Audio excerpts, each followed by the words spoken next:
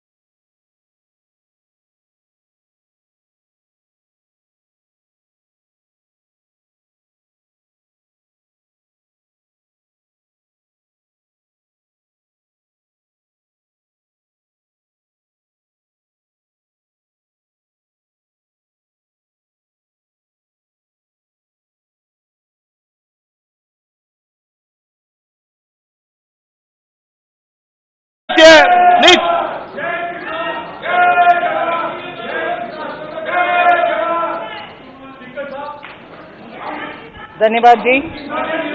Honourable आपको बोलने का मौका दूंगा बजट के बाद, माननीय वित्त मंत्री जी। Honourable speaker, I present the budget for the year 2021-2022 as introduction. Honorable Speaker, the preparation of this budget was undertaken in circumstances like never before. We knew of calamities that have affected a country or a region within a country, but what we have endured with COVID-19 through 2020 is sui generis.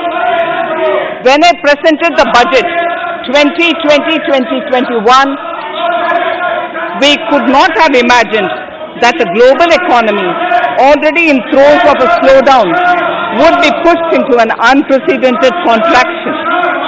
We could not have also imagined then that our people, as those in other countries, would have to endure the loss of near and dear ones and suffer hardships brought about due to a health crisis. The risk of not having a lockdown was far too high.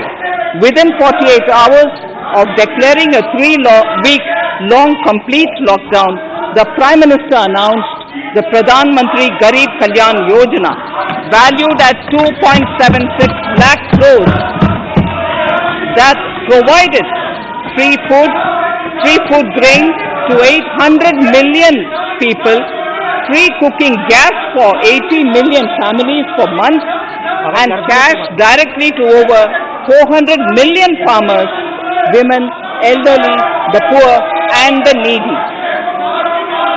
Even as a large section of citizens stayed home, milk, vegetables, fruit suppliers, health and sanitary workers, truck drivers, railways and public transport workers, bank employees, electricity workers, annadatas, police, firemen and the armed forces all had to go about their work as normal, but with the additional anxiety of the virus hanging over them.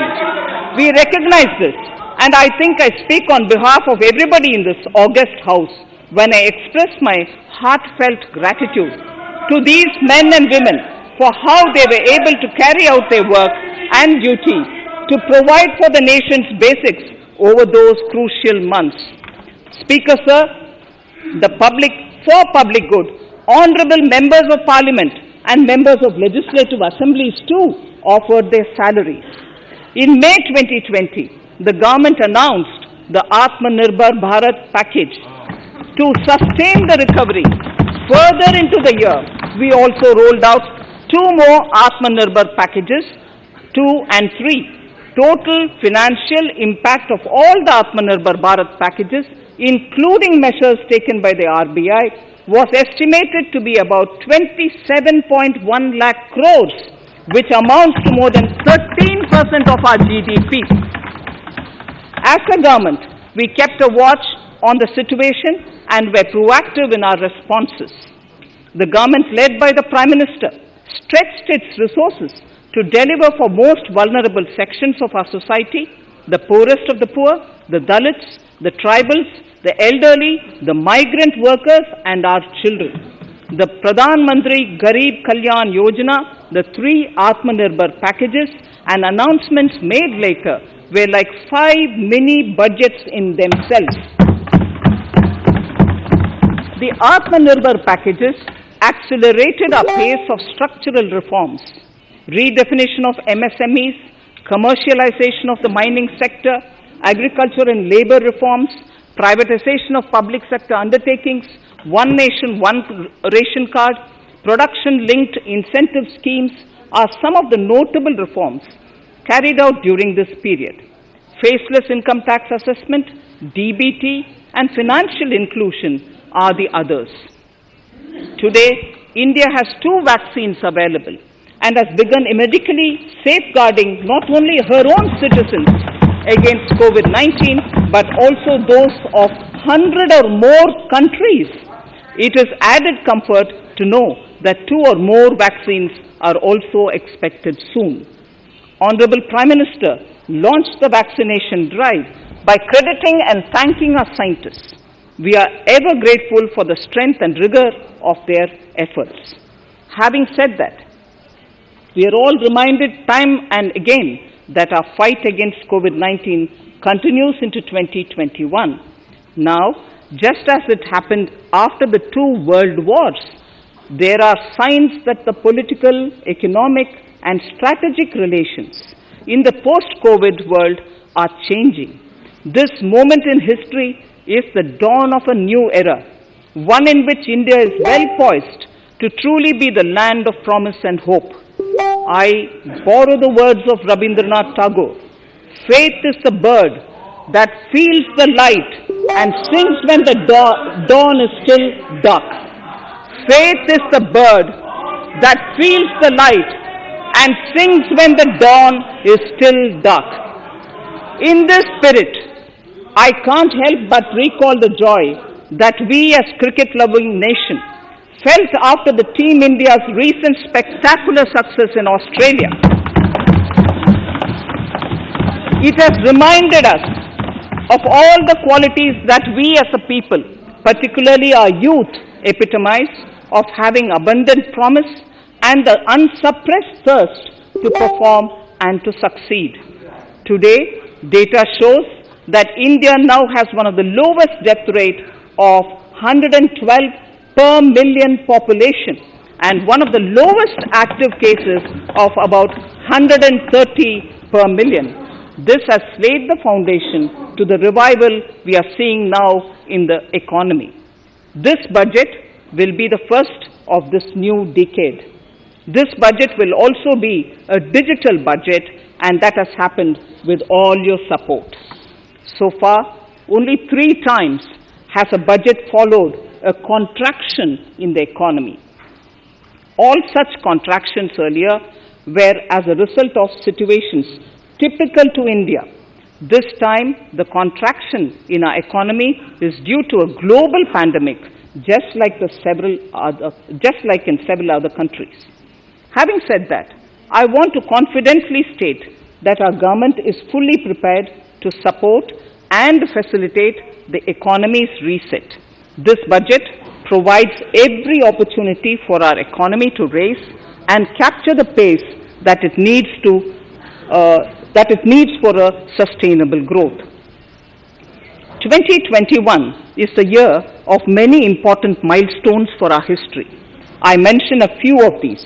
It is the 75th year of independence, 60 years of Goa's accession to India, 50 years of the 1971 India-Pakistan War. It will be the year of the 8th census of independent India. It will also be India's turn at the BRICS presidency, the year for our Chandrayaan-3 mission, and the Haridwar Mahakumbh.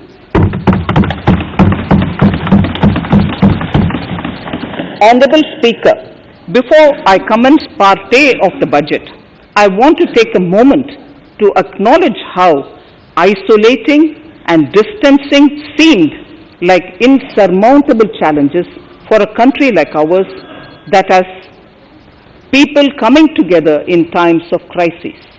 It hurts us in many ways.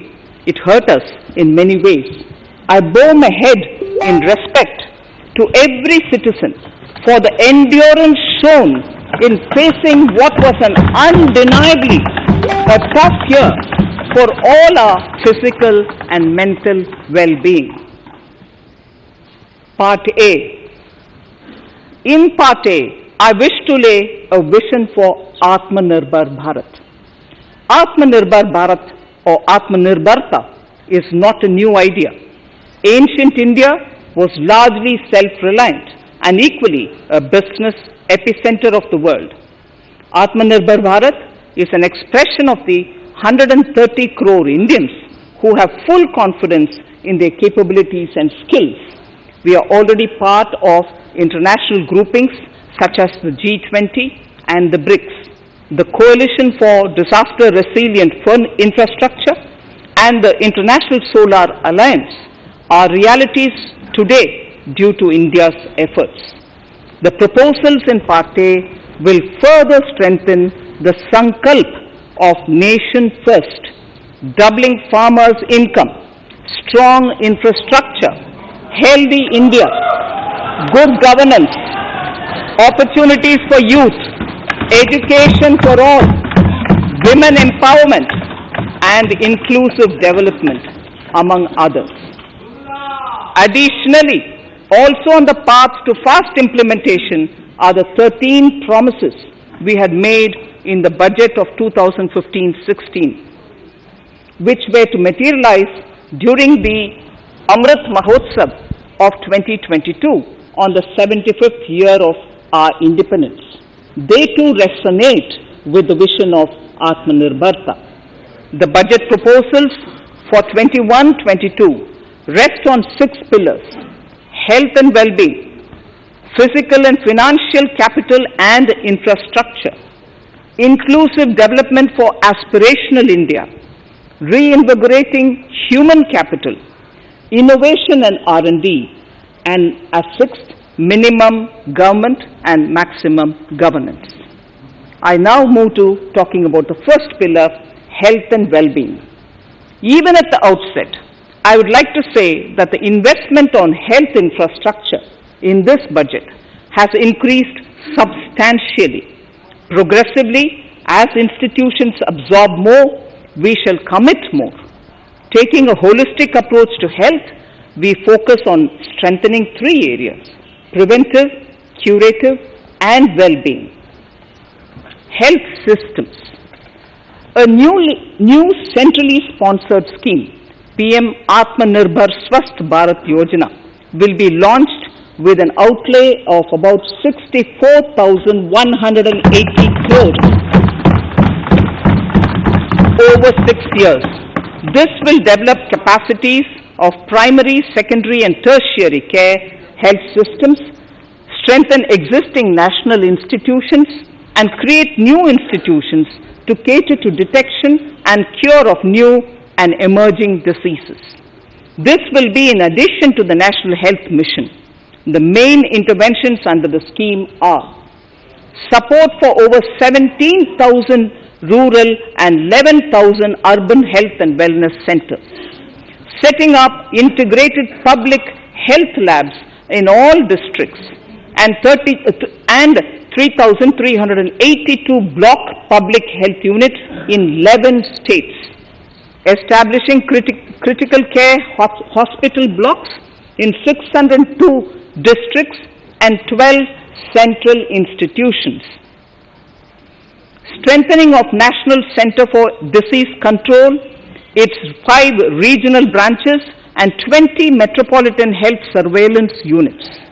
Expansion of the integrated health information portal to all states and UTs to connect all public health labs. Operationalization of 17 new public health units and strengthening of 33 existing public health units at points of entry, that is at 32 airports, 11 seaports and 7 land crossings. Setting up of 15 health emergency operation centers and 2 mobile hospitals. And setting up of a National Institution for One Health, a regional research platform for WHO, World Health Organization, Southeast Asia Region Office, 9 biosafety level 3 laboratories and 4 regional national institutes for virology. Nutrition. To strengthen nutritional content, delivery, outreach and outcome, we will merge the supplementary nutrition program and the Poshan Abhiyan and launch the Mission Poshan 2.0. We shall adopt an intensified strategy to improve nutritional outcomes across 112 aspirational districts. Universal coverage of water supply. The World Health Organization has repeatedly stressed the importance of clean water, sanitation and clean environment as a prerequisite to achieving universal health. The Jal Jeevan Mission Urban will be launched. It aims at universal water supply in all 4,378 urban local bodies with 2.86 crores household tap connections as well as liquid waste management in 500 Amrit cities. It will be implemented over 5 years with an outlay of 2,87,000 crores.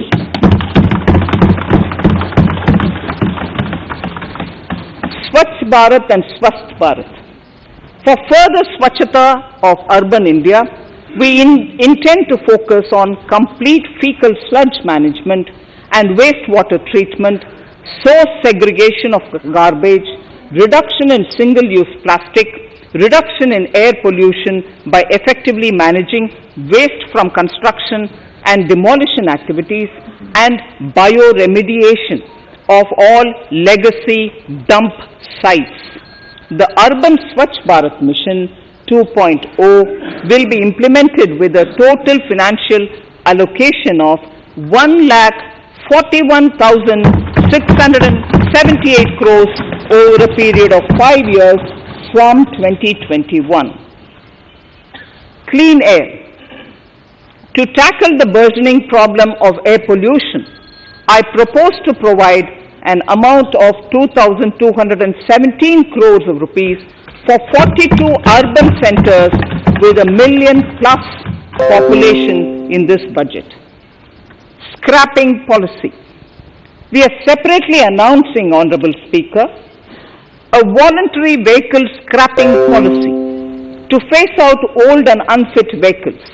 This will help in encouraging fuel-efficient, environment-friendly vehicles, thereby reducing vehicular pollution and oil import bills.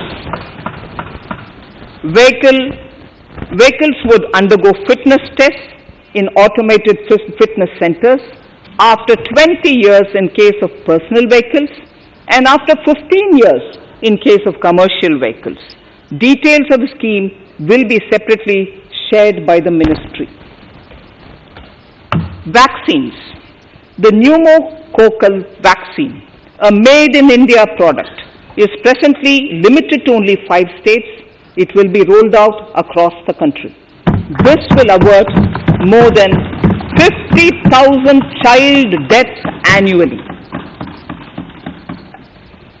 Honorable Speaker, I have provided 35,000 crores of rupees for COVID-19 vaccines in this year 21-22. I am committed to provide further funds if required. So the budget outlay for health and well-being is 2,23,846 crores in this BE 21-22 as against the BE of only 94,452 crores, and it marks an increase of 137%. The details of the same are at Annexure 1 of the speech. Honorable Speaker, I now move to the second pillar, physical and financial capital and infrastructure. Atmanirbhar Bharat, production-linked incentive schemes are things which I would like to place an emphasis. For a $5 trillion economy, our manufacturing sector has to grow in double digits on a sustained basis. Our manufacturing companies need to become an integral part of global supply chains, possess core competence and cutting-edge technology. To achieve all of the above, PLI schemes to create manufacturing global champions for an Atmanirbhar Bharat have been announced for 13 sectors. For this, the government has committed nearly 1.97 lakh crores over 5 years starting this financial year. This initiative will help bring scale and size in key sectors, create and nurture global champions, and provide jobs to our youth. Textiles. To enable the textile industry to become globally competitive, attract large investments, and boost employment generation, a scheme of Mega Investment Textiles Park will be launched in addition to the PLI schemes. This will create world-class infrastructure with plug-and-play facilities to create global champions in exports. 7 textile parks will be established over 3 years.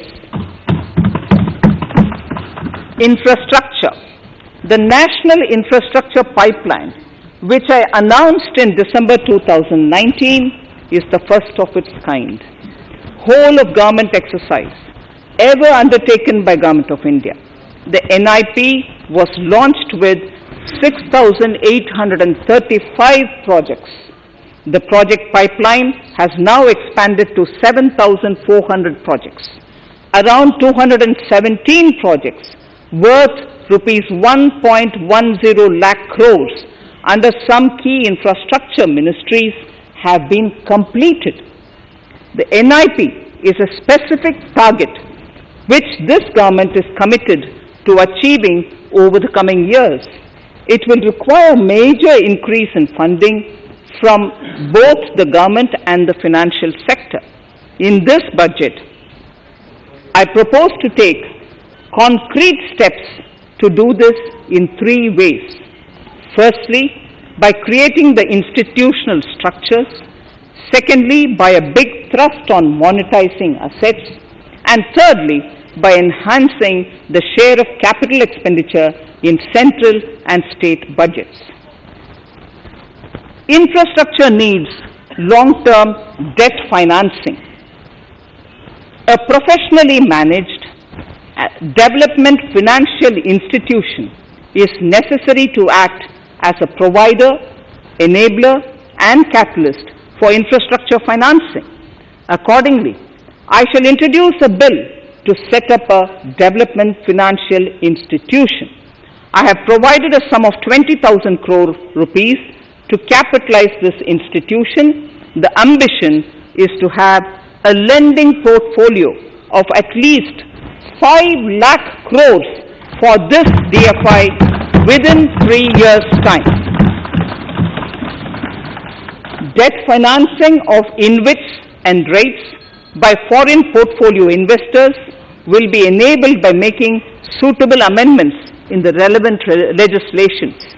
This will further ease access of finance to InvITs and REITs, thus augmenting funds for infrastructure and real estate sectors. Asset monetization. Monetizing operating public infrastructure. Monetizing operating public infrastructure assets is a very important financing option for new infrastructure construction. A national monetization pipeline of potential brownfield infrastructure assets will be launched. An asset monetization dashboard will also be created for tracking the progress and to provide visibility to investors. Some important measures in the direction of monetization are National Highways Authority of India and the PGCIL each have sponsored one InvIT that will attract international and institutional investors. 5 operational roads with an estimated enterprise value of 5,000 crores of rupees are being transferred to the NHAI InvIT. Similarly, transmission assets of value 7,000 crores will be transferred to the PGCIL InvIT. Railways will monetize dedicated freight corridor assets for operations and maintenance after commissioning. A next lot of airports will be monetized for operations and management concessions. Other core infrastructure assets that will be rolled out under the asset monetization programs are NHAI operational toll roads, 2 transmission assets of PGCL, 3 oil and gas pipelines of GAIL, Gas Authority of India Limited, IOCL and HPCL, Airports Authority of India airports in Tier 2 and 3 cities, other railway infrastructure assets, warehousing assets of CPSE such as the Central Warehousing Corporation and NAFED among others, and sports stadiums. Sharp increase in capital budget. In the BE 2020-21, we had provided for 4.12 lakh crores for capital expenditure. It was our effort that in spite of resource crunch, we should spend more on capital, and we are likely to end this year at around 4.39 lakh crores, which I have provided in the RE of 2020-2021. For 21-22, I propose a sharp increase in capital expenditure and thus have provided 5.54 lakh crores, which is 34.5% more than the BE of 2020-2021. Of this, I have kept a sum of more than 44,000 crores in the budget head of the Department of Economic Affairs to be provided for projects, programs, or departments that show good progress in capital expenditure and are in need of further funds. Over and above this expenditure, we would also be providing more than 2 lakh crores to states and autonomous bodies for their capital expenditure. We will also work out specific mechanisms to nudge states to spend more of their budget on creation of infrastructure.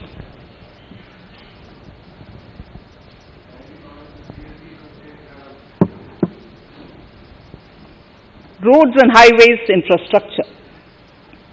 More than 13,000 kilometer length of roads at a cost of 3.3 lakh crores has already been awarded under the 5.35 lakh crores Bharatmala Pariyojana project, of which 3,800 kilometers have been constructed.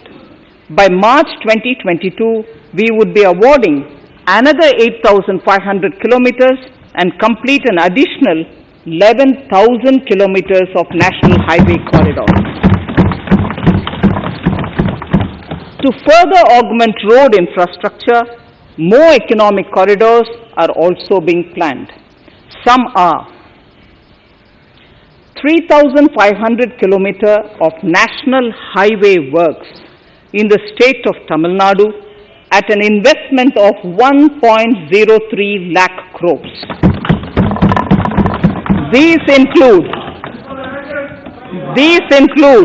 Madurai-Kollam corridor, Chittoor-Tachur corridor, and construction will start next year. Second, 1,100 kilometers of national highway works in the state of Kerala at an investment of 65,000 crores, including 600 kilometer section of Mumbai-Kanyakumari corridor in Kerala. Third, 675 kilometer of highway works in the state of West Bengal at a cost of 25,000 crores, including upgradation of existing road Kolkata-Siliguri.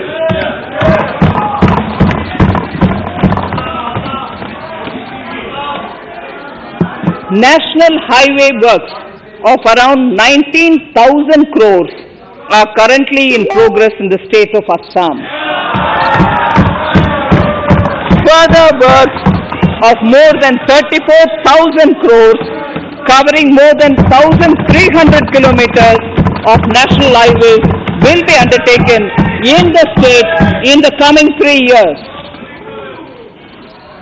Some of the flagship corridors and other important projects that would see considerable activity in 2021-22 are in Annexure 2 to my speech.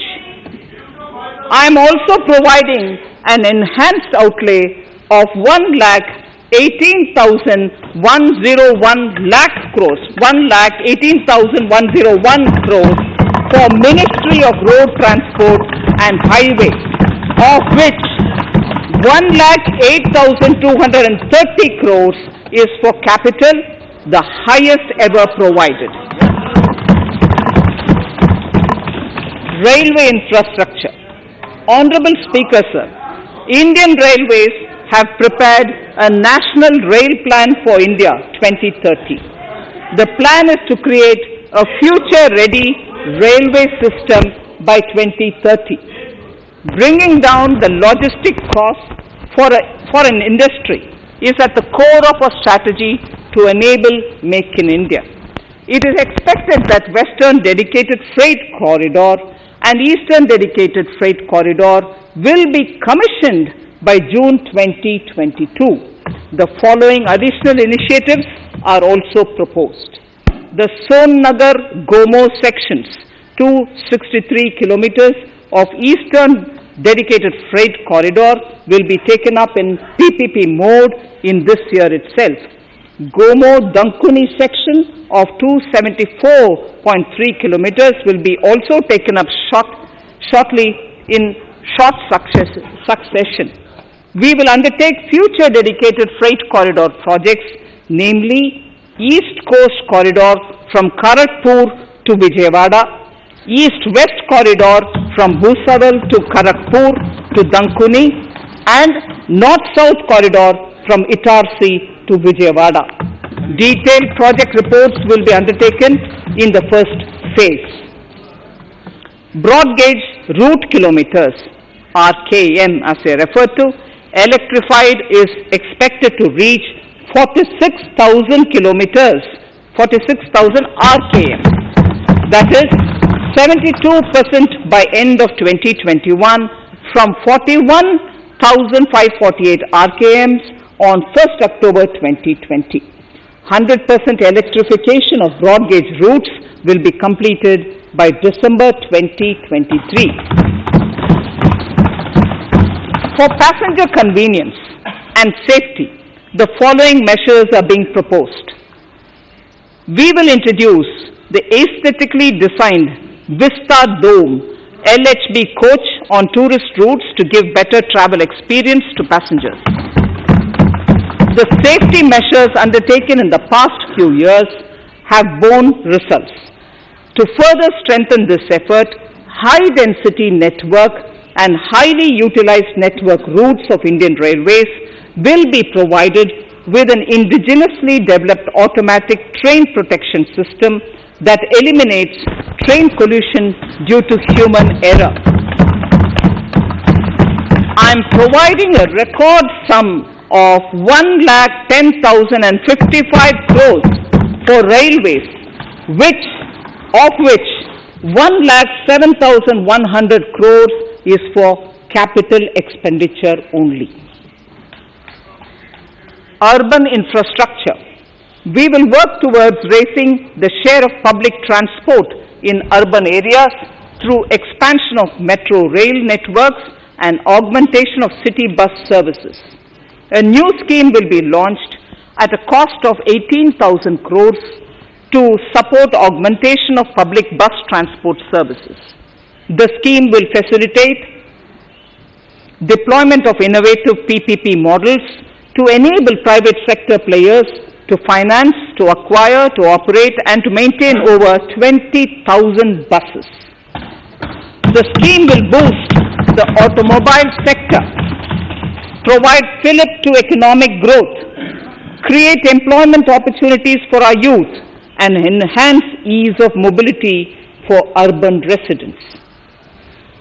A total of 702 kilometers of conventional metro is operational, and another 1,016 kilometers of metro and RRTS is under construction in 27 cities. Two new technologies, that is Metro Light and Metro Neo, will be deployed to provide metro rail systems at much lesser cost with same experience, convenience and safety in Tier 2 cities and peripheral areas of Tier 1 cities also. Central counterpart funding will be provided to Kochi Metro Railway Phase 2 of 11.5 kilometer at a cost of 1,957.05 crores. Chennai Metro Railway Phase 2 of 118.9 kilometers at a cost of 63,246 crores. Bengaluru Metro Railway Project Phase 2A and 2B of 58.19 kilometers at a cost of 14,788 crores. Nagpur Metro Rail Project Phase 2 and Nashik Metro at a cost of 5,976 crores and 2,092 crores respectively. Power infrastructure.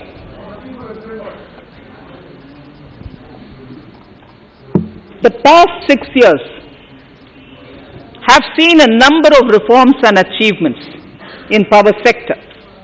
We have added 139 gigawatts of installed capacity, connected an additional 2.8 crore households, and added 1.41 lakh circuit kilometers of transmission lines. The distribution companies across the country are monopolies, either government or private. There is a need to provide choice to the consumers by promoting competition. A framework will be put in place to give consumers alternatives to choose from among more than one distribution companies. I read that sentence again. A framework will be put in place to give consumers alternatives to choose from among more than one distribution company. The viability of distribution companies is a serious concern. A revamped, reforms-based, results-linked power distribution sector scheme will be launched with an outlay of 3,05,984 crores over 5 years. The scheme will provide assistance to DISCOMs for infrastructure creation, including prepaid smart metering, feeder separation, upgradation of systems, etc., tied to financial improvements. Prime Minister, while speaking at the third Reinvestment Conference in November 2020, had announced plans to launch a comprehensive national hydrogen energy mission. It is now proposed to launch a hydrogen energy mission in 2021-22 for generating hydrogen from green power sources. Ports, shipping and waterways. Major ports will be moving from managing their operational services on their own to a model where a private partner will manage it for them. For the purpose, 7 projects worth more than 2,000 crores will be offered by the major ports on private-public partnership mode in FY 21-22. A scheme for promoting flagging of merchant ships in India will be launched by providing subsidy support to Indian shipping companies in global tenders floated by ministries and CPSCs. An amount of 1,624 crores will be provided over 5 years. This initiative will enable greater training and employment opportunities for Indian seafarers, besides enhancing Indian companies' share in global shipping. India has enacted Recycling of Ships Act in 2019 and acceded to the Hong Kong International Convention. Around 90 ship recycling yards at Alang in Gujarat have already achieved HKC compliant certificates. Efforts will be made to bring more ships to India from Europe and Japan. Recycling capacities of around 4.5 million light displacement ton LDT will be doubled by 2024. This is expected to generate an additional 1.5 lakh jobs for our youth. Petroleum and natural gas. Our government has kept fuel supplies running across the country without interruption during the COVID-19 lockdown period. Taking note of the crucial nature of the sector in people's lives, the following key initiatives are being announced. 1. Ujjwala scheme, which has benefited 8 crore households, will be extended to cover 1 crore more beneficiaries. We will add 100 more districts in next 3 years to the city gas distribution network. A gas pipeline project will be taken up in the Union Territory of Jammu and Kashmir. An independent gas transport system operator will be set up for facilitation and coordination of booking of common carrier capacity in all natural gas pipelines on a non-discriminatory open access basis. Financial capital. I propose to consolidate the provisions of the SEBI Act 1992, Depositories Act 1996, Securities Contracts Regulation Act 1956, and Government Securities Act 2007 into a rationalized single securities markets code. The government would support the development of a world-class fintech hub at the GIFT IFSC. To instill confidence amongst the participants in corporate bond market during times of stress and to generally enhance secondary market liquidity, it is proposed to create a permanent institutional framework. The proposed body would purchase investment-grade debt securities both in the stressed and normal times and help in the development of the bond market. In the budget 2018-19, Government had announced its intent to establish a system of regulated gold exchanges in the country. For the purpose, SEBI will be notified as the regulator, and Warehousing Development and Regulatory Authority will be strengthened to set up a commodity market ecosystem arrangement including vaulting, assaying, logistics, etc., in addition to warehousing. Towards investor protection, I propose to introduce an investor charter as a right of all financial investors across all financial products. To give a further boost to the non-conventional energy sector, I propose to provide additional capital infusion of 1,000 crores to Solar Energy Corporation of India and 1,500 crores to Indian Renewable Energy Development Agency. I propose to amend the Insurance Act 1938 to increase the permissible FDI limit from 49% to 74% in insurance companies and allow foreign ownership and control with safeguards. Under the new structure, the majority of directors on the board and key management persons would be resident Indians, with at least 50% of directors being independent directors and specified percentage of profits being retained as general reserve. Stressed asset resolution by setting up a new structure. The high level of provisioning by public sector banks of their stressed assets calls for a measure to clean up the bank books. An asset reconstruction company limited, an asset management company would be set up to consolidate and take over the existing stressed debt and then manage and dispose of the assets to alternative investment funds and other potential investors for eventual value realization. Recapitalization of PSB. To further consolidate the financial capital capacity of PSBs, further recapitalization of 20,000 crores is proposed in 21-22. Deposit insurance. Last year, government had approved an increase in the deposit insurance cover from 1 lakh rupees to 5 lakhs for bank customers.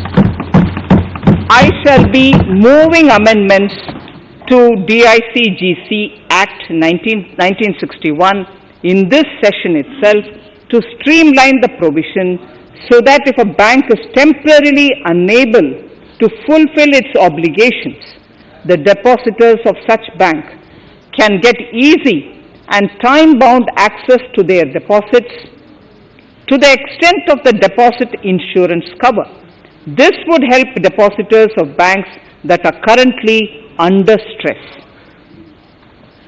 To improve credit discipline, while continuing to protect the interest of small borrowers, for NBFCs with minimum asset size of 100 crores, the minimum loan size eligible for debt recovery under the Securitization and Reconstruction of Financial Assets and Enforcement of Security Interests SARFAESI Act 2002, it is proposed to be reduced from the existing level of 50 lakhs to 20 lakhs. Company matters. The decriminalization of the procedural and technical compoundable offences under Companies Act 2013 is now complete. I now propose to take up decriminalization of the Limited Liability Partnerships Act 2008. Honorable Speaker, I propose to revise the definition under the Companies Act 2013 for small companies by increasing the threshold for paid-up capital from not exceeding 50 lakh to not exceeding 2 crores and turnover from not exceeding 2 crores to not exceeding 20 crores. This will benefit more than 2 lakh companies in easing their compliance requirements. As a further measure which directly benefits startups and innovators, I propose to incentivize the incorporation of one-person companies by allowing one-person companies to grow without any restriction on paid-up capital and turnover, allowing their conversion into any other type of company at any time, reducing the residency limit for an Indian citizen to set up an one-person company from 182 days to 120 days, and allow also non-resident Indians to incorporate OPCs in India. This will be a big boost for startups. To ensure faster resolution of cases, the NCLT framework will be strengthened, e-court system shall be implemented, and alternate methods of debt resolution and special framework for MSMEs shall be introduced. During the coming fiscal, we will be launching data analytics, artificial intelligence, machine learning driven MCA 2.1 version to MCA 21 version 3.0. MCA 21 version 3.0. This version 3.0 will have additional modules for e-scrutiny, e-adjudication, e-consultation, and compliance management. Disinvestment and strategic sale. In spite of COVID-19, we have kept working towards strategic disinvestment. A number of transactions, namely BPCL, Air India, Shipping Corporation of India, Container Corporation of India, IDBI Bank, Bharat Earth Movers Limited, Pawan Hans, Neelachal Ispat Nigam Limited, among others, would be completed in 21-22. Other than IDBI Bank, we propose to take up the 2 public sector banks and 1 general insurance company in the year 21-22. This would require legislative amendments, and I propose to introduce the amendments in this session itself. In 21-22, we would also bring the IPO of LIC, for which I am bringing the requisite amendments in this session itself. In the Atmanirbhar package, I had announced that we will come out with a policy of strategic disinvestment of public sector enterprises. I am happy to inform the House that the government has the government has approved the said policy. The policy provides a clear roadmap for disinvestment in all non-strategic and strategic sectors. We have kept 4 areas that are strategic, where bare minimum CPSEs will be maintained and rest privatized. In the remaining sectors of all CPSEs will be privatized. The main highlights of the policy are mentioned in Annexure 3. To fast forward the disinvestment policy, I'm asking NITI to work out on the next list of center public sector companies that would be taken up for strategic disinvestment. To similarly incentivize states to take to disinvestment of their public sector companies, we will work out an incentive package of central funds to states. Idle assets will not contribute to Atmanirbhar Bharat. The non-core assets largely consist of surplus land with government ministries and departments and public sector enterprises. Monetizing of land can either be by way of direct sale or concession or by similar means.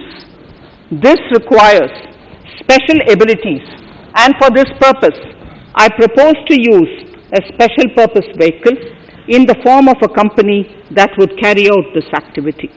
In order to ensure timely completion of closure of sick or loss-making CPSEs, we will introduce a revised mechanism that will ensure timely closure of such units.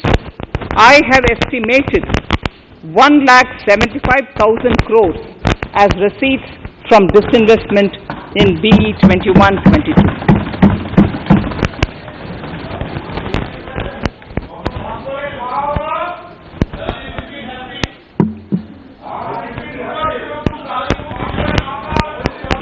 Government financial reforms. Under the Treasury single account, the TSA system, autonomous bodies directly draw funds from the government's account at the time of actual expenditure, saving interest costs. We will extend the TSA system for universal application from 21-22. On the recommendation of the 15th Finance Commission, we have undertaken a detailed exercise to rationalize and bring down the number of centrally sponsored schemes. This will enable consolidation of outlays for better impact. The government is committed to the development of multi-state cooperatives and will provide all support to them. To further streamline the ease of doing business for cooperatives, I propose to set up a separate administrative structure for them. So the third pillar of Atmanirbhar Bharat, inclusive development for aspirational India. Honorable Speaker, sir, under this pillar, I will cover agriculture and allied sectors, farmers' welfare and rural India, migrant workers and labor, and financial inclusion. Agriculture. Our government is committed to the welfare of farmers. The MSP regime has undergone a sea change to assure price that is at least 1.5 times the cost of production across all commodities.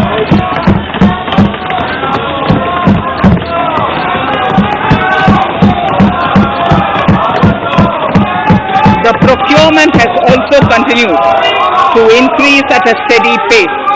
This has resulted in increase in payment to farmers substantially.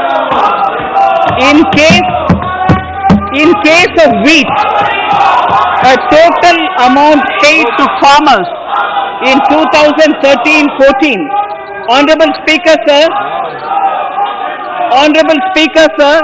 the data that I give now is important for all honorable members to kindly hear.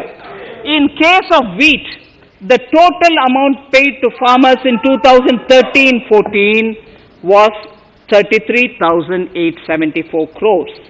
In 2019-20, it was 62,802 crores.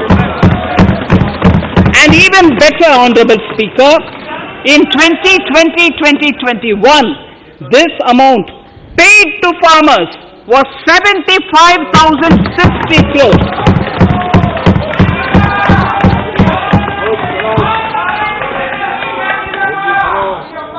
Honorable Speaker, again an important fact, the number of wheat growing farmers that were benefited increased in 2020-21 to 43.36 lakhs compared to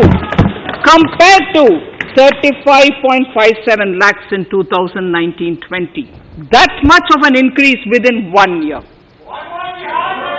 For paddy, again an important data. For paddy, the amount paid in 2013-14 was 63,928 crores. In 2019-20, this increased to 1,41,930 crores. Even better, in 2020-2021, this is further,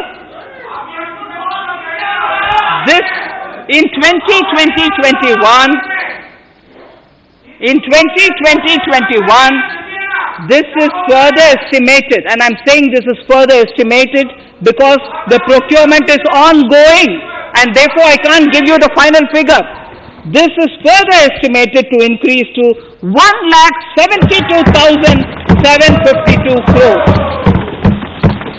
The number of farmers benefited increased from 1.24 crores in 2019-20 to 1.54 crores in 2020-21.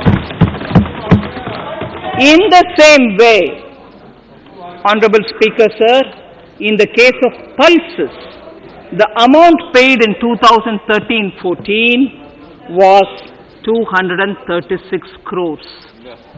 In 2019-20, this was increased to 8,285 crores. Now in 2021, it is at 10,530 crores. More than 40 times increase from 2013-14. The receipts to cotton farmers have seen a stupendous increase from 90 crores in 2013-14 to 25,974 crores I'm giving you data as of 27th January 2021, this is bound to increase. From 90 crores for cotton farmers in 2013-14 to 25,974 crores in 2021. All the details in complete narration is available in Annexure 4 to my speech. Early this year, Honorable Prime Minister had launched the Swamitva scheme. Under this, a record of rights is being given to property owners in villages. Up till now, about 1.80 lakh property owners in 1,241 villages have been provided cards. I propose during 21-22 to extend this to cover all states and union territories. To provide adequate credit to our farmers, I have enhanced the agricultural credit target to 16.5 lakh crores in this year. We will focus on ensuring increased credit flow to animal husbandry, Pashupalan, dairy, and to Matsyakar, to the fisheries. We are enhancing the allocation to the Rural Infrastructure Development Fund from 30,000 crores to 40,000 crores. The Micro Irrigation Fund with a corpus of 5,000 crores has been created under NABARD. I propose to double it by augmenting it by another 5,000 crores. To boost value addition in agriculture and allied products and their exports, the scope of Operation Green Scheme that is presently applicable to only tomatoes, onions and potatoes will be enlarged to include 22 perishable crops. Around 1.68 lakh crore farmers, around 1.68 crore farmers are registered and 1.14 lakh crores of rupees trade value has been carried out through e-NAMs, the National Agricultural Market. Keeping in view the transparency and the competitiveness that e-NAM has brought into the agricultural market, 1,000 more mandis will be integrated with e-NAM. Honorable Speaker, sir, with all this, the Agricultural Infrastructure Fund would be made available to the APMCs for augmenting their infrastructure facilities.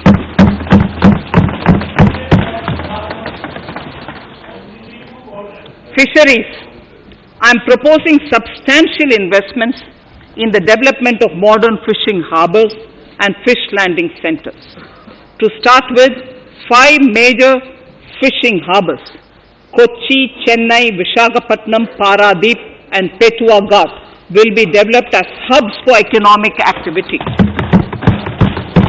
We will also develop inland fishing harbors and fish landing centers along the banks of rivers and waterways. Seaweed farming is an emerging sector with potential to transform the lives of coastal communities. It will provide large-scale employment and additional incomes. To promote seaweed farming and cultivation, I propose a multi-purpose seaweed park to be established in Tamil Nadu. Migrant workers and laborers. We have launched the One Nation, One Ration Card scheme through which beneficiaries can claim their rations anywhere in the country. Migrant workers in particular benefit from the scheme. Those staying away from their families can partially claim their ration where they are stationed, while their family in their native places can claim the rest. I am happy to inform you that One Nation, One Ration Card plan is under implementation by 32 states and union territories, reaching about 69 crore beneficiaries. That's a total of 86% beneficiaries covered. The remaining 4 states and UTs will be integrated in the next few months. To further extend our efforts towards the unorganized labor force, migrant workers in particular, I propose to launch a portal that will collect relevant information on gig workers, building and construction workers, among others. This will help formulate health, housing, skill, insurance credit and food schemes for all migrant workers. We will conclude a process that began 20 years ago with the implementation of the 4 labor codes. For the first time globally, social security benefits will be extended to gig and platform workers.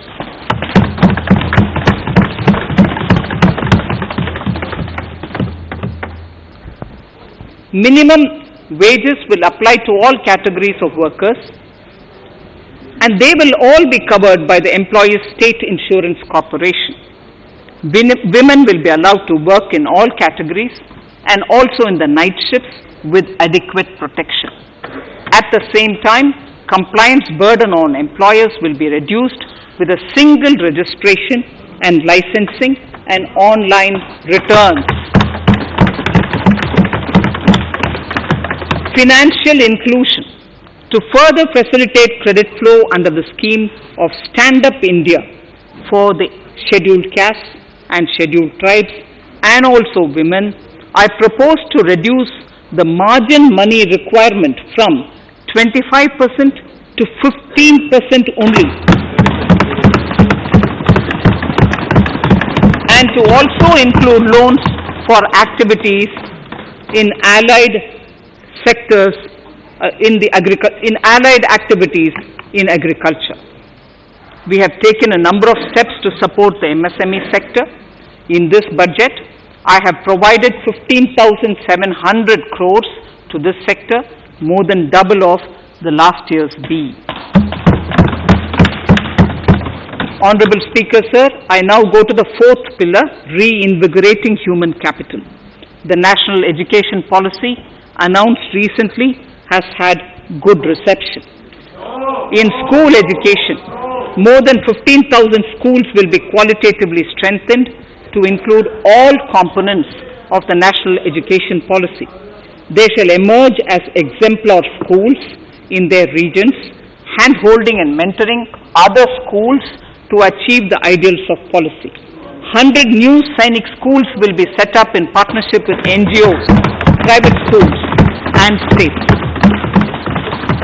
Higher education. In Budget 2019-20, I had mentioned about the setting up of a Higher Education Commission in India. We would be introducing the legislation this year to implement the same. It will be an umbrella body having 4 separate vehicles for standard setting, accreditation, regulation and funding. Many of our cities have various institutions, universities and colleges supported by the Government of India. Hyderabad, for example, has about 40 major institutions. In 9 such cities, we will create a formal umbrella structure so that these institutions can have better synergy while also retaining their internal autonomy. A GLUE grant will be set aside for this purpose. For accessible higher education in Ladakh, I propose to set up a central university in Leh.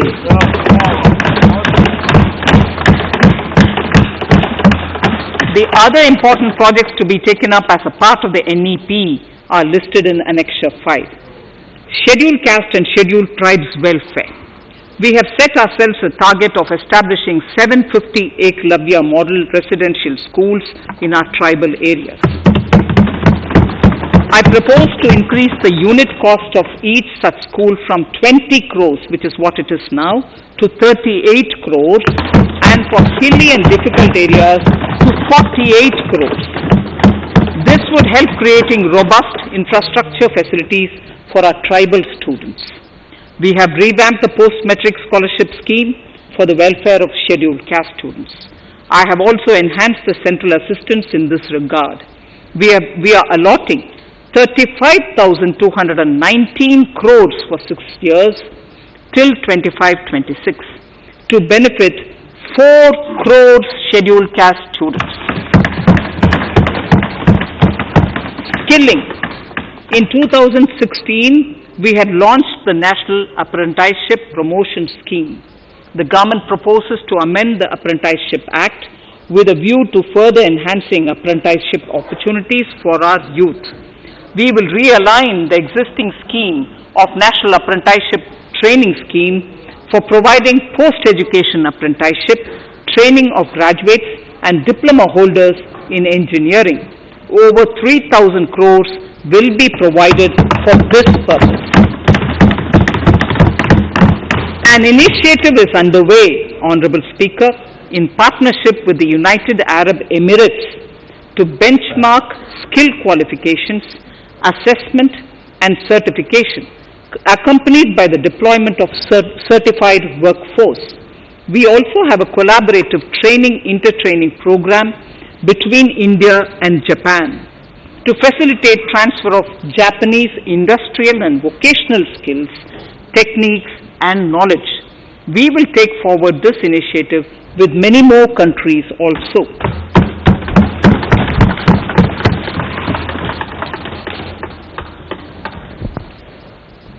Innovation and R&D. In my budget speech of 2019, I had announced the National Research Foundation. We have now worked out the modalities, and the NRF outlay will be of 50,000 crores over 5 years.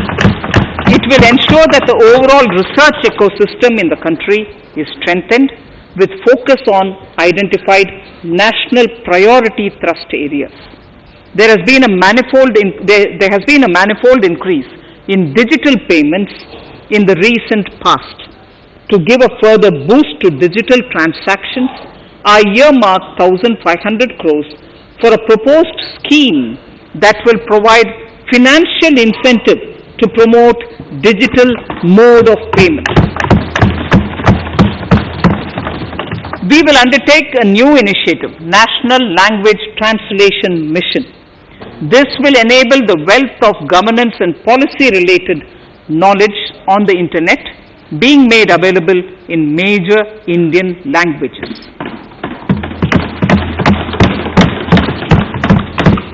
The new Space India Limited, a PSU, under the Department of Space, will execute the PSLV CS-51 launch, carrying the Amazonia satellite from Brazil, along with a few smaller Indian satellites.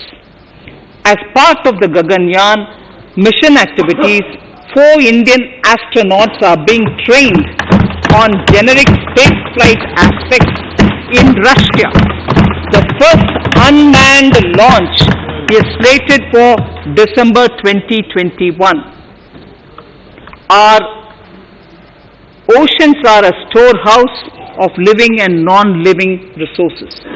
To better understand this realm, we will launch a deep ocean mission with a budget outlay of more than 4,000 crores over 5 years.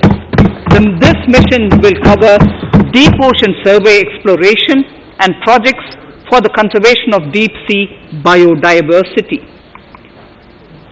I come to the 6th pillar, Honorable Speaker, minimum government, maximum governance. Honorable Speaker, sir, this is the last of the 6 pillars.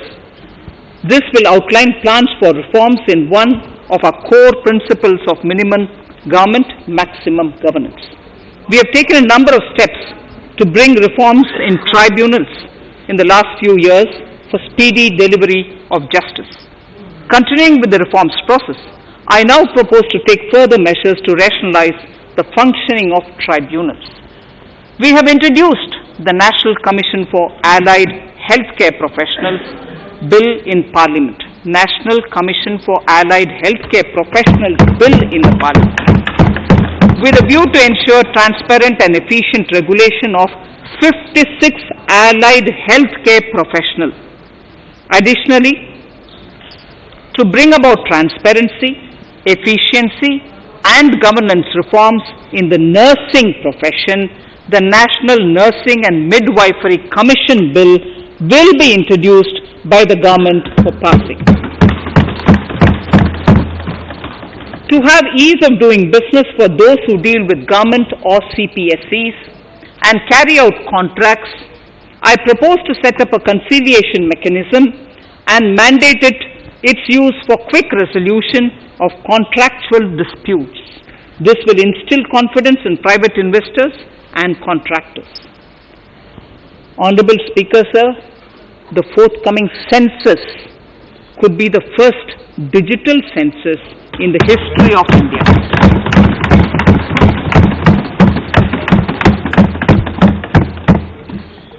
For this monumental milestone marking task, I have allocated 3,768 crores in this year, 21-22. Honorable Speaker, Goa is celebrating the Diamond Jubilee year of the state's liberation from Portuguese rule. From the Government of India's side, I propose to grant 300 crores to the Government of Goa for the celebration.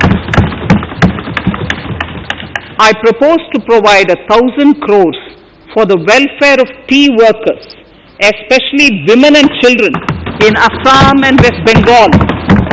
A special scheme will be devised for the same.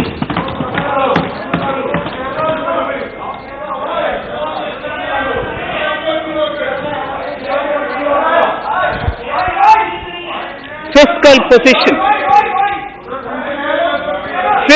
position. In these last few paragraphs, In these last few paragraphs of part A of my speech, I draw the attention of this august House to the fact that at the beginning of the current financial year, the pandemic's impact on the economy resulted in a weak revenue inflow. This was combined with high expenditure to provide essential relief to vulnerable sections of the society, especially the poor, the women, scheduled castes and scheduled tribes. Unlike many other countries, we opted for a series of medium-sized packages during the pandemic so that we could calibrate and target our response according to the evolving situation. Once the health situation stabilized and the lockdown was being slowly lifted, we switched to ramping up government spending so as to revive domestic demand. As a result, against an original BE expenditure of 30.42 lakh crores for 2020-21, our RE estimates are 34.50 lakhs. 30.42 now within the year going up to 34.5 lakh crores. We have maintained quality of expenditure. The capital expenditure estimated in the RE is 4.39 lakh crores as against 4.12 lakh crores in the BE stage. So the beginning of the year we had marked only 4.12 lakh, whereas it is 4.39 lakh crores as we end the year. Fiscal deficit in RE 2020-2021 is pegged at 9.5% of the GDP. Fiscal deficit in RE 2020 to 2021 is pegged at 9.5% of GDP. We have funded this through government borrowings, multilateral borrowings, small saving funds and short-term borrowings. We would need another 80,000 crores for which we would be approaching the market in these 2 months.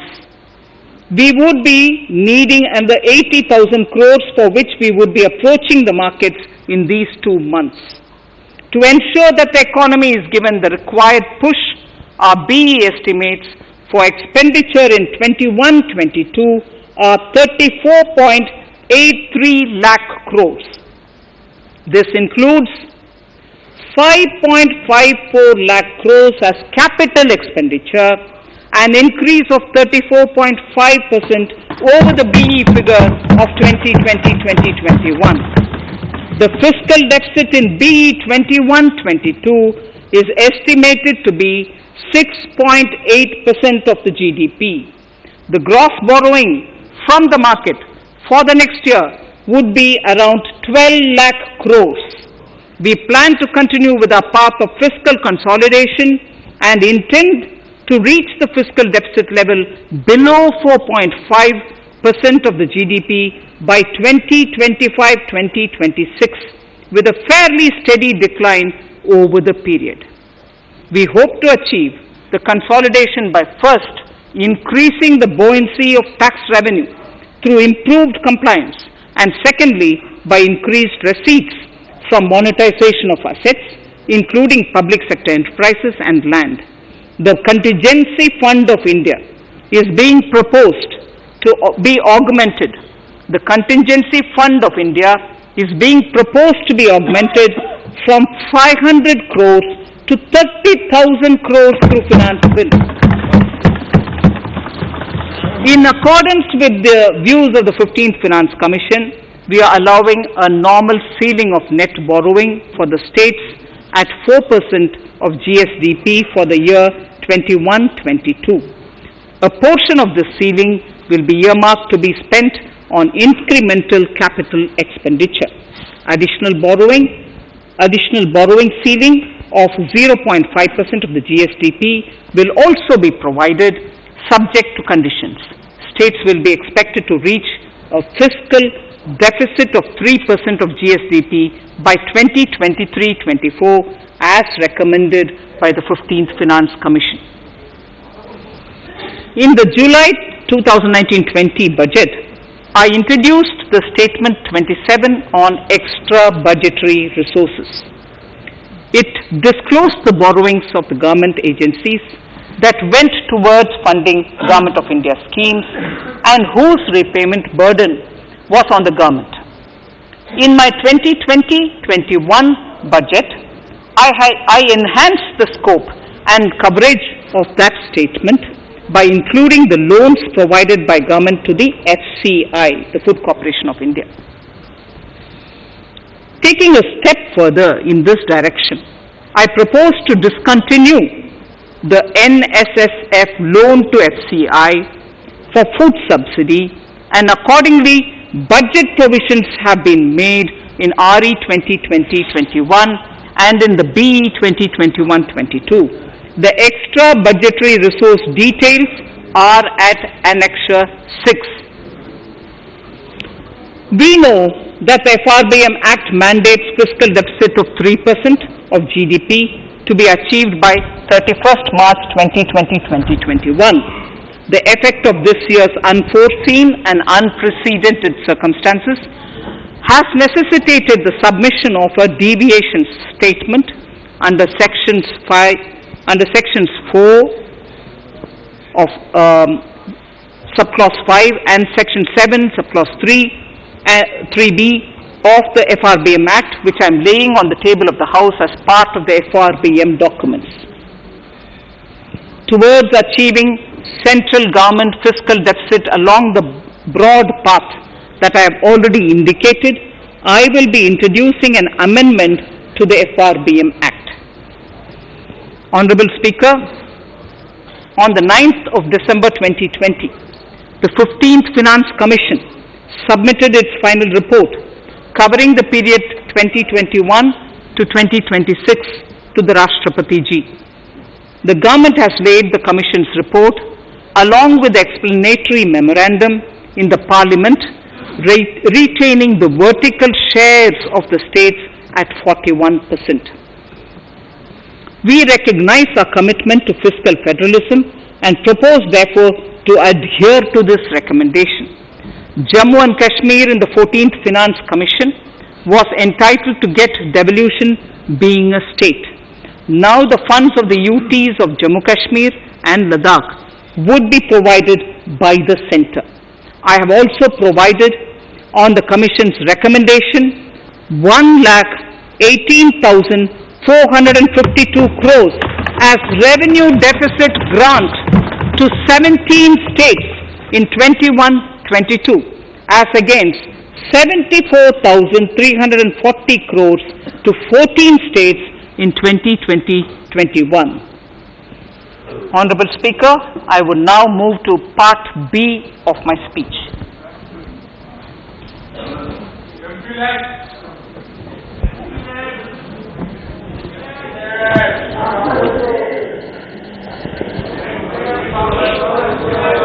Honorable Speaker, the world is facing a serious challenge of the pandemic and its aftershock.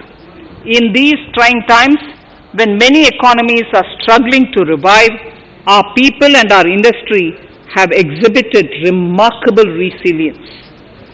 As I mentioned already, post-pandemic, a new world order seems to be emerging, one in which Asia is poised to occupy a prominent position, and India will have a leading role therein. In this scenario, our tax system has to be transparent, efficient, and should promote investments and employment in our country. At the same time, it should put minimum burden on our taxpayers. I borrow the words of Thiruvalluvar, the saint. Yetralum, Eatalum, Kathalum, Katha Vaguthalum, Nalla Valladarasu. A king or a ruler is the one who creates and acquires wealth, protects and distributes it for common good. Tirukkural. Direct tax proposals. Keeping this in mind, the words of Tirukkural, Our government introduced a series of reforms in the direct tax system for the benefit of our taxpayers and the economy. Few months prior to the pandemic, in order to attract investments, we slashed our corporate tax rate to make it among the lowest in the world. The dividend distribution tax too was abolished. The burden of taxation on small taxpayers was eased by increasing rebates. In 2020, the return filers saw a dramatic increase to 6.48 crores from 3.31 crores in 2014. In the direct tax administration, we had recently introduced the faceless assessment and faceless appeal. I now seek to take further steps to simplify the tax administration, ease compliance, and reduce litigation. Relief to senior citizens. I begin my direct tax proposals by offering my pranam to our senior citizens. Many of them, despite having foregone several basic necessities of their own, have strived to build our nation. Now in the 75th year of independence of our country, when we continue our endeavor with renewed vigor, we shall reduce compliance burden on our senior citizens who are 75 years of age and above. For senior citizens who only have pension and interest income, I propose exemption from filing their income tax returns.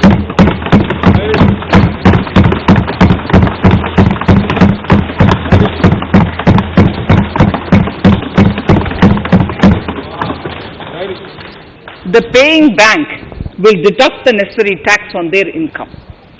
Reduction in time for income tax proceedings. This is a very key announcement if you are asking.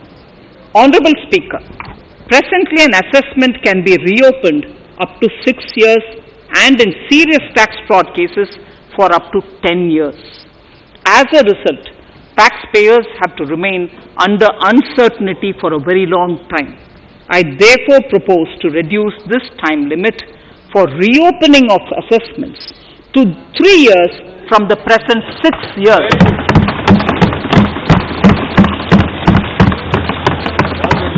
In serious tax evasion cases too, only where there is evidence of concealment of income of 50 lakh or more in a year. In serious tax evasion cases too, only where there is evidence of concealment of income of 50 lakh or more in a year can the assessment be reopened up to 10 years.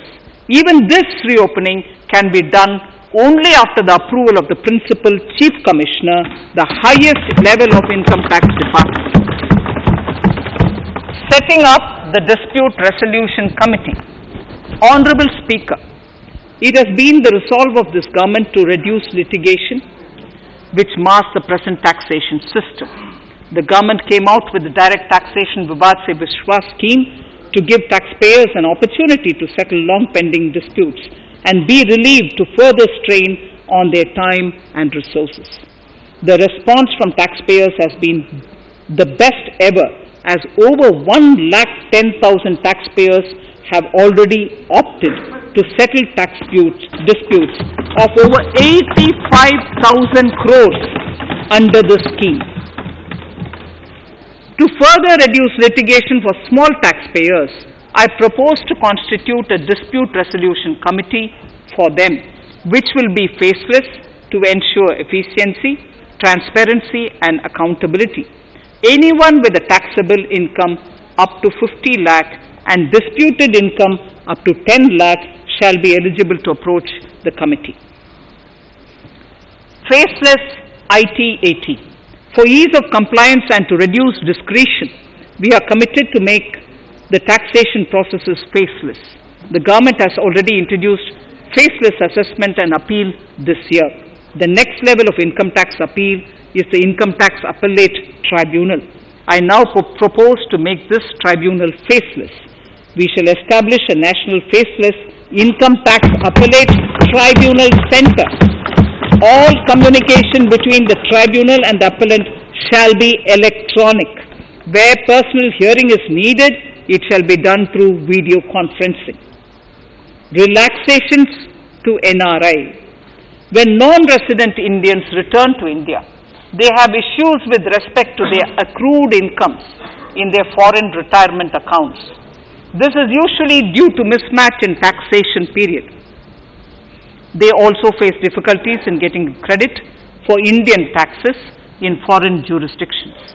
I propose to notify rules for removing their hardship of double taxation. Exemption from audit. Currently, if your turnover exceeds 1 crore, you have to get your accounts audited. In February 2020 budget, I had increased the limit for tax audit to 5 crores for those who carry out 95% of their transactions digitally. To further incentivize digital transactions and to reduce compliance burden, I propose to increase this limit for tax audit for such persons from 5 crores to 10 crores. Relief for dividend. In the previous budget, I had abolished the dividend distribution tax in order to incentivize investment. Dividend was made taxable in the hands of shareholders. Now, in order to provide ease of compliance, I propose to make dividend payment to rate and InvIT exempt from TDS.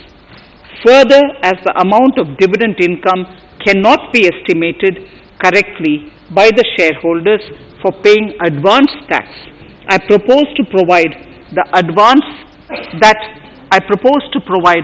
that advance tax liability on dividend income shall arise only after the declaration or payment of dividend. Also, for the foreign portfolio investors, I propose to enable deduction of tax on dividend income at lower treaty rate. Attracting foreign investment into infrastructure sector. In the last budget, for attracting foreign investment in the infrastructure sector, we had granted 100% tax exemption, subject to certain conditions, to foreign sovereign wealth funds and pension funds on their income from investment in Indian infrastructure. We have noticed that few of such funds are facing difficulties in meeting some of the conditions. In order to ensure that a large number of funds invest in India, I propose to relax some of these conditions relating to prohibition on private funding, restriction on commercial activities, and direct investment in infrastructure. In order to allow funding of infrastructure by issue of zero coupon bonds, I propose to make notified infrastructure debt funds eligible to raise funds by issuing tax-efficient zero coupon bonds. Affordable housing.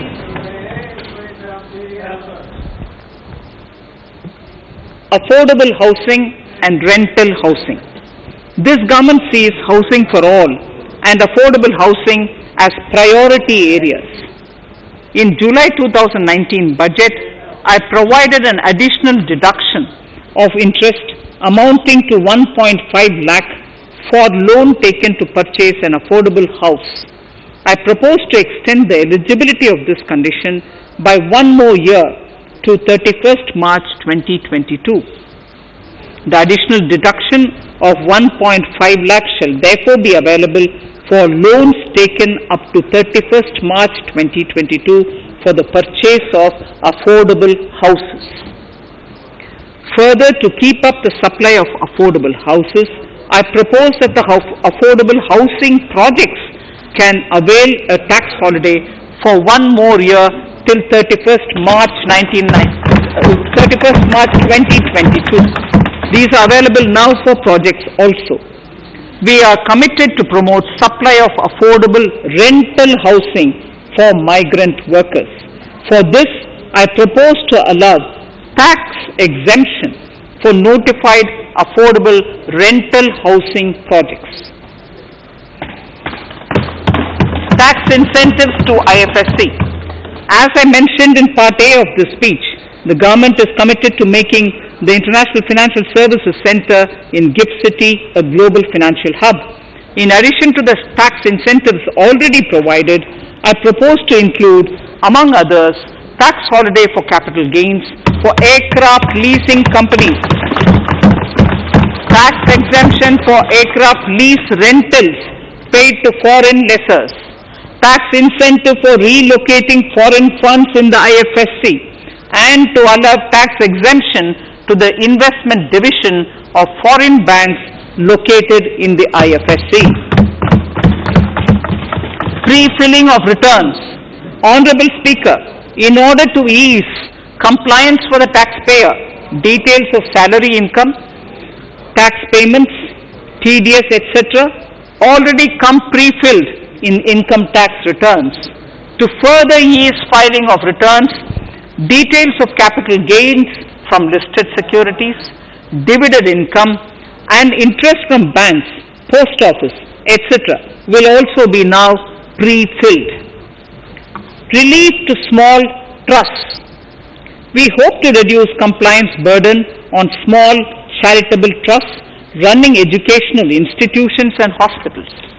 So far, there is a blanket exemption to such entities whose annual receipt does not exceed 1 crore of rupees. I now propose to increase this amount to 5 crores.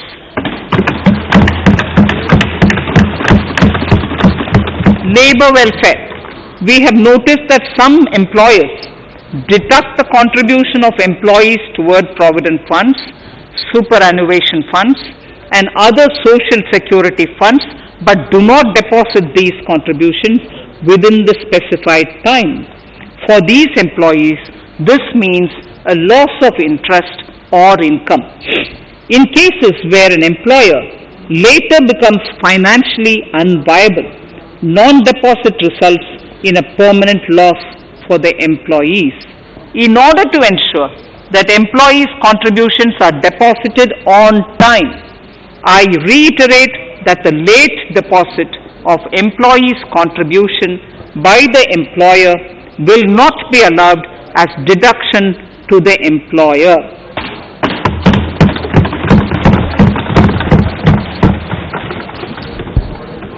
Incentives for startups. In order to incentivize startups in the country, I propose to extend the eligibility for claiming tax holiday for startups by 1 more year, till 31st March 2022. Further, in order to incentivize funding for the startups, I propose to extend the capital gains exemption for investment in startups by 1 more year till 31st March 2022. Sir, I now come to indirect tax proposals. GST. Before I come to my indirect tax proposals, I would like to appraise the House on GST.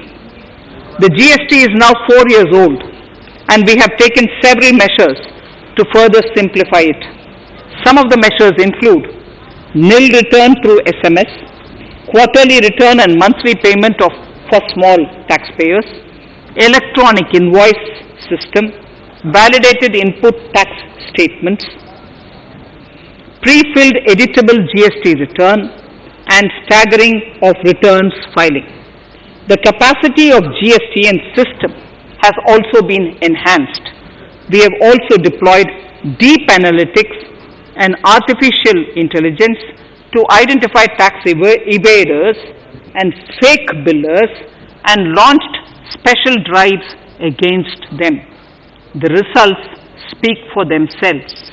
We have made record collections in the last few months. The GST Council has painstakingly thrashed out thorny issues.